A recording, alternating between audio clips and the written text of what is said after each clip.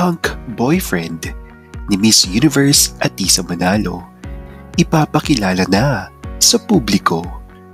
Mga larawan ng 7th anniversary date ni Inang Gandara Vice at Ayon Perez sa Italy, pinag-usapan online.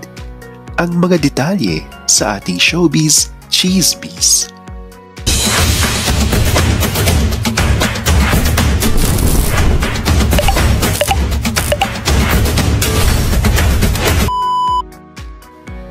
Kilalang kilala natin si Atisa Manalo na laging nakangiti, laging composed, at laging handa sa harap ng kamera. Pero tulad nating lahat, may bahagi rin siya ng buhay na mas tahimik, mas personal, at mas totoo. Sa likod ng mga stage lights at palakpakan, ay may isang mundo na hindi nakikita ng publiko. At doon, may isang taong matagal nang kasama sa kwento niya. Hindi bilang artista, hindi bilang superstar, kundi bilang simpleng taong nandyan para sa kanya.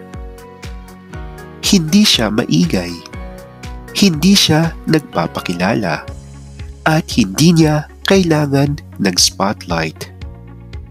Pero sa mga araw na pagod si Atisa, sa mga oras na kinakabahan siya, o sa mga gabing gusto lang niyang huminga, ay siya yung taong naroon.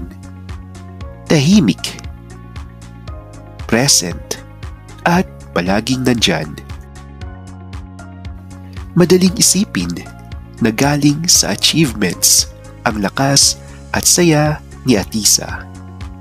Pero kung kilala mo siya ng malapitan, ay malalaman mong hindi trophy o spotlight ang nagbibigay ng tunay na ngiti sa kanya, kundi yung tao na nagpapaalalang kung pagod ka na, magpahinga ka muna dahil andito lang ako. Pero sino nga ba ang ating tinutukoy? Sino nga ba itong hunk boyfriend ng ating Miss Universe? Eto na, ipapakilala na natin now na. Mga ka-Star Buzzers, gusto naming ipakilala sa inyo ang taong naging bahagi ng mga sandaling hindi nasusulat, hindi nakukunan, at hindi napapansin. Introducing Marcos Suarez, ang boyfriend ni Atisa Manalo. O diba?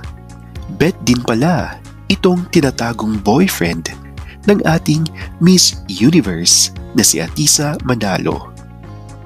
Marcos Suarez, Atisa's boyfriend, is a photographer, artist, designer, and musician who resides in Greenville, South Carolina, known for his work on southern landscapes, according to our sources.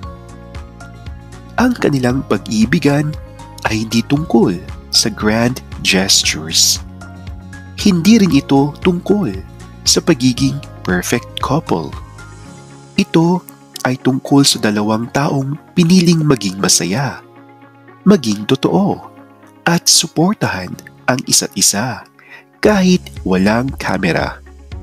At sa dulo, ang pinakamagandang bahagi ng buhay ni Atisa ay hindi lang ang mga tagumpay na nakita natin, kundi yung mga sandaling nakatago sa likod ng lahat.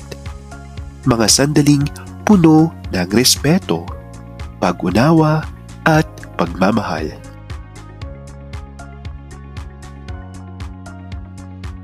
So yan nga po, mga ka-Star Buzzers, ang kwento ng isang reyna at ang lalaking naging tahanan niya.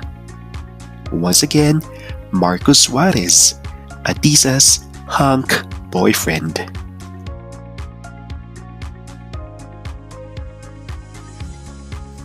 dumako naman tayo sa lambingan ng pambansang LGBT couple na si Vice Gandara Park at hunk boyfriend na si Ion Perez.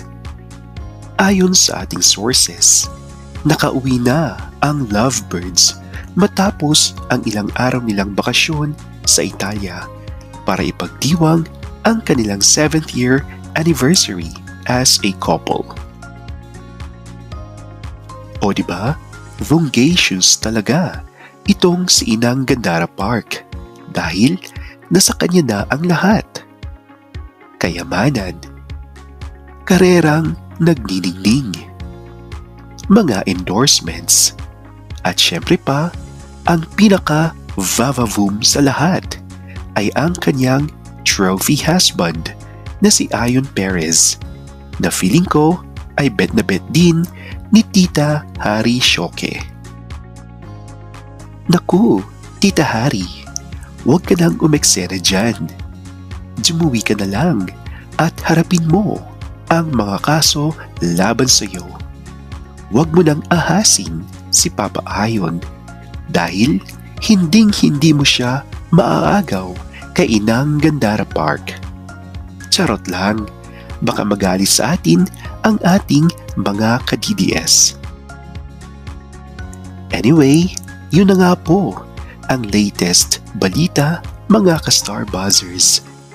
Masayang masaya ang dalawang lovebirds sa kanilang Italy trip. Kaya sana all na lang talaga. Napakaswerte talaga ni Ion kay Vice.